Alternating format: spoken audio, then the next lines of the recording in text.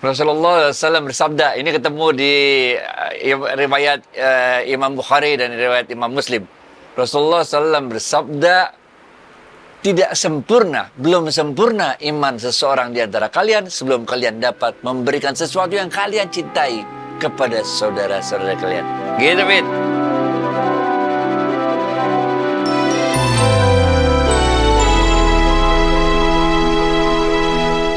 Assalamualaikum warahmatullahi wabarakatuh, sahabat Smart Skill School.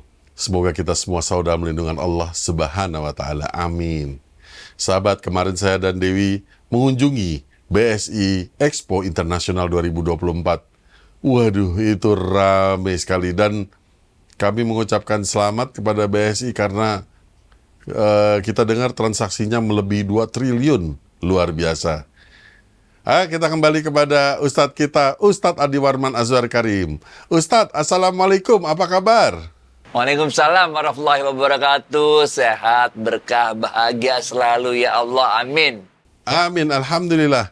Ustadz, episode kita lalu menarik juga tuh mengenai The Secret. Ya, banyak yang mengetahui hal itu, apalagi mereka juga berbicara mengenai Law of Attraction, ya, sebagai dasarnya dari The Secret itu. Nah, Ustadz, apakah ada kesamaan antara Law of Attraction ini dengan tasawuf?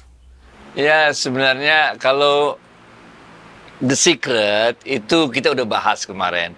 Tapi kemudian dari buku itu, ini menginspirasi banyak penulis untuk menulis banyak buku, banyak sekali buku yang menulis tentang Law of Attraction atau hukum ketertarikan. Saking banyaknya buku, ya, kalau kita bahas sekarang kita bingung sendiri enggak.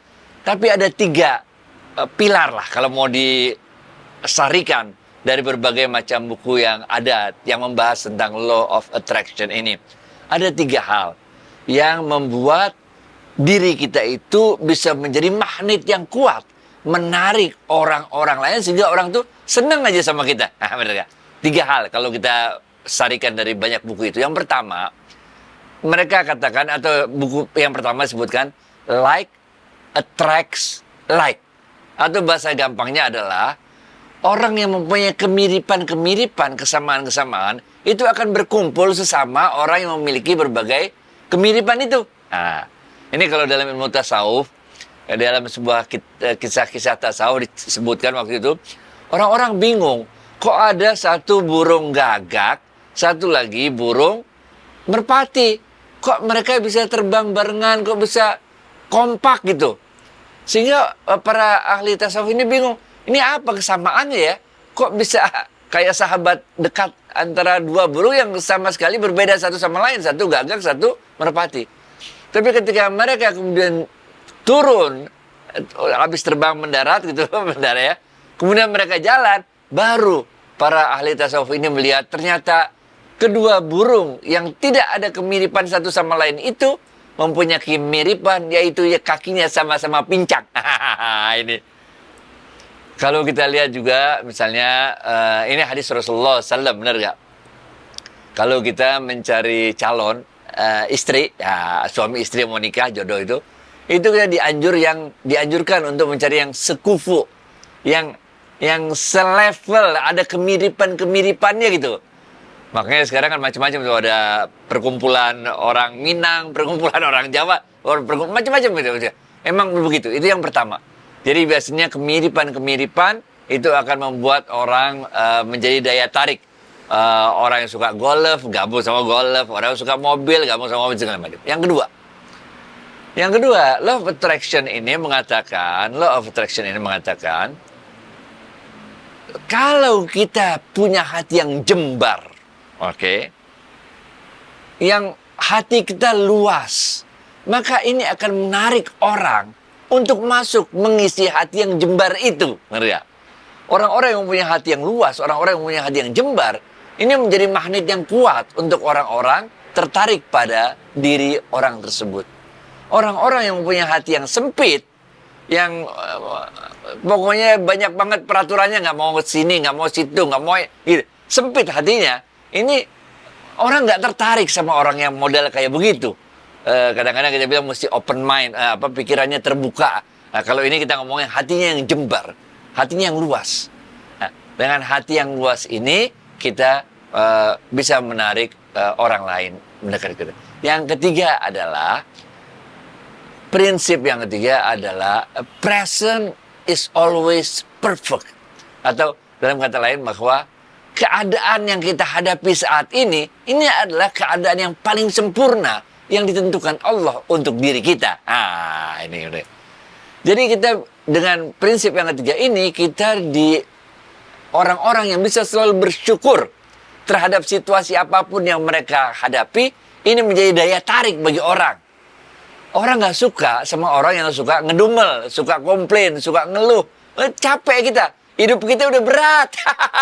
Macem-macem kehidupan yang kita hadapin, terus kita harus dengerin curhatan orang, keluhan orang, makin pusing kepala kita.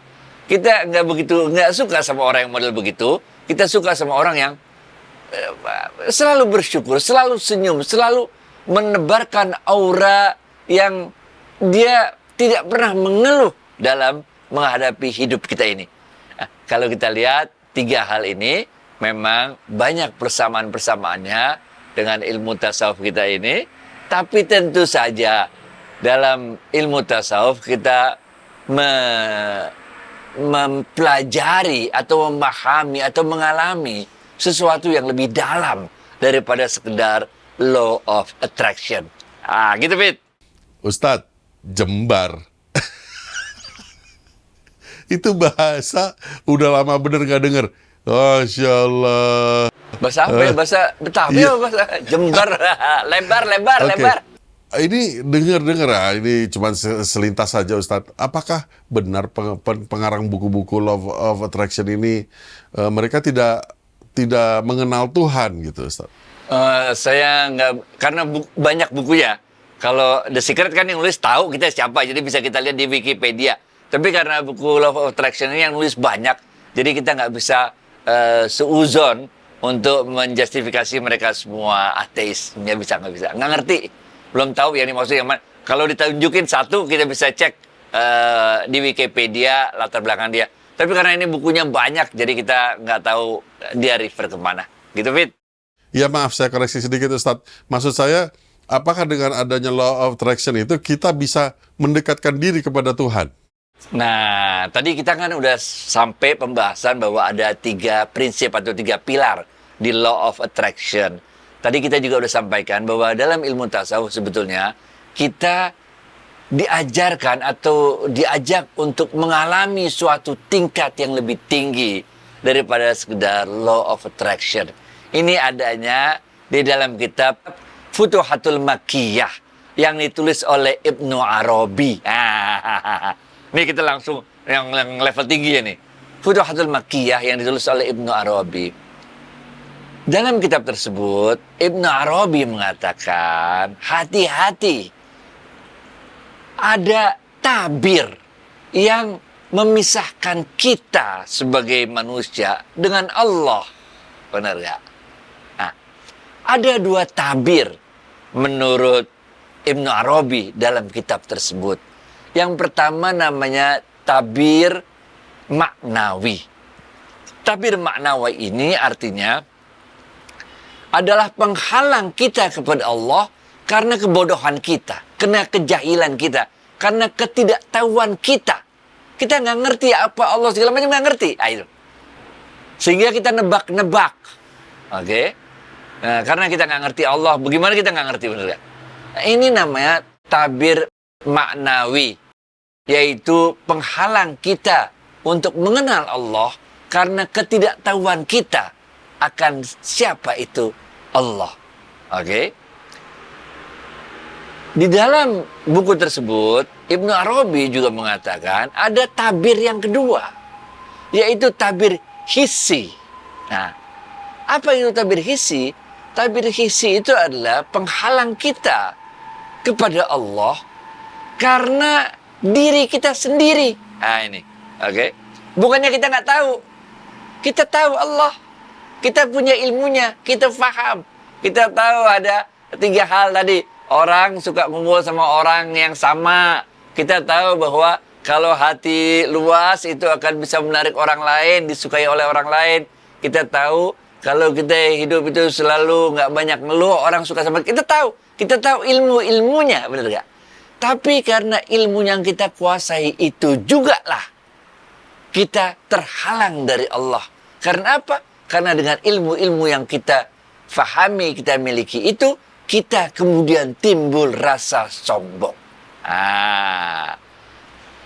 Ingat kisahnya Nabi Adam alaihissalam. Oke? Ketika para malaikat diminta oleh Allah, sebutkanlah nama-nama binatang-binatang ini. Nah, di sorga dulu, benar gak? Kemudian para malaikat bilang, wahai Allah, kami tahunya kalau sesuatu itu telah engkau beritahu pada kami. Kami nggak tahu nama binatang-binatang tersebut, benar gak? Maka kemudian Allah mengatakan kepada Adam, wahai Adam, coba sebutkan nama binatang-binatang tersebut. Sudah. Maka Nabi Adam alaihissalam bisa menyebutkan nama binatang-binatang begini, begitu. Karena Nabi Adam sudah diajarkan oleh Allah nama-nama binatang tersebut. Oke?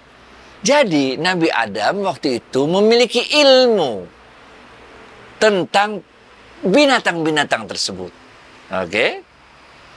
Tapi ilmu yang dimiliki Nabi Adam tersebut tidak menutup kemungkinan. Oke? Jadi tabir maknawi beres, udah kenal binatang. Tapi ilmu yang dimiliki oleh seseorang bisa jadi penghalang untuk mengenal Allah. Bukankah banyak orang yang ilmunya tinggi tapi malah sombong, malah mengatakan manusia berasal dari monyet misalnya, mengatakan bahwa alam semesta ini terjadi dengan sendirinya dan sebagainya, benar. Nah, inilah yang dikatakan oleh Ibnu Arabi dalam kitab tersebut. Hati-hati, ilmu yang kita miliki tersebut kalau tidak melibatkan Allah, maka ilmu tersebut bisa menjadi penghalang diri kita mengenal Allah itu sendiri. Oke. Back to it. Betul sekali Ustadz. Kadang-kadang ilmu itu juga bisa menyesatkan. Nah, kita kira-kira sudah 3 tahun bersama, saya belajar dari Ustadz. Keimanan memang semakin menebal, tapi ada yang kita takutkan adalah kita tuh merasa bahwa ilmu kita bertambah dan seolah-olah kita tuh menjadi pintar. Nah, itu kan bisa terpeleset, Ustadz. Di situ pentingnya dalam kita belajar agama ini, tidak sekedar belajar ilmu. Tapi kita juga harus memahami bagaimana pentingnya kebersihan hati. Banyak para mubelligh, da'i, orang-orang ahli agama yang suka memberikan ceramah-ceramah kayak kita ya, benar nggak? Tapi mereka merasa, atau kita merasa gembira kalau yang hadir mendengarkannya banyak. Kita merasa kecil hati kalau yang mendengarkannya cuma segelintir orang, benar nggak? Ini setan masuk, benar nggak? Karena dakwah kita ini, karena apa yang kita sampaikan dalam berdakwah itu adalah kalimat-kalimatnya Allah, kalimat-kalimatnya Rasulullah SAW, ajaran-ajarannya Rasulullah SAW, benar gak?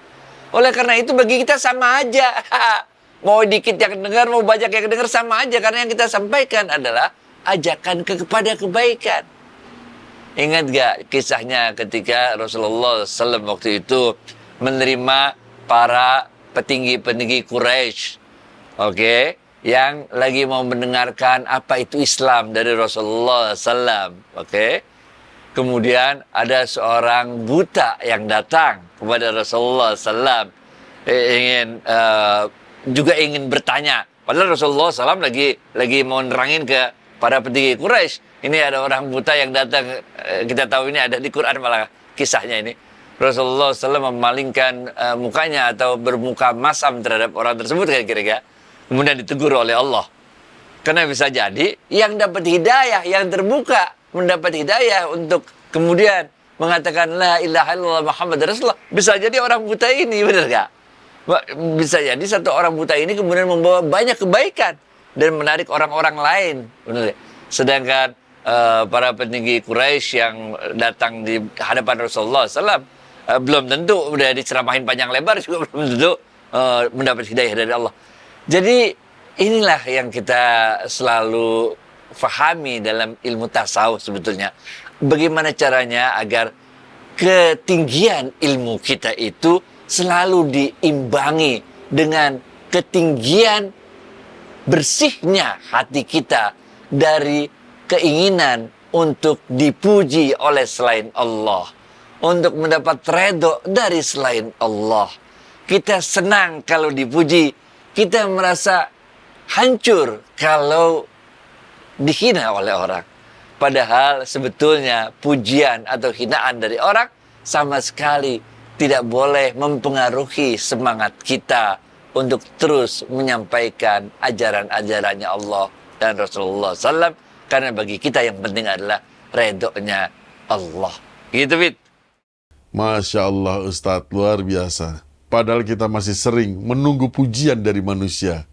Membungkuk-bungkuk, memohon-mohon rezeki dari manusia, bukan kepada Allah. Astagfirullah. Ustadz, terima kasih atas waktu dan tausiahnya. Assalamualaikum warahmatullahi wabarakatuh. Waalaikumsalam warahmatullahi wabarakatuh.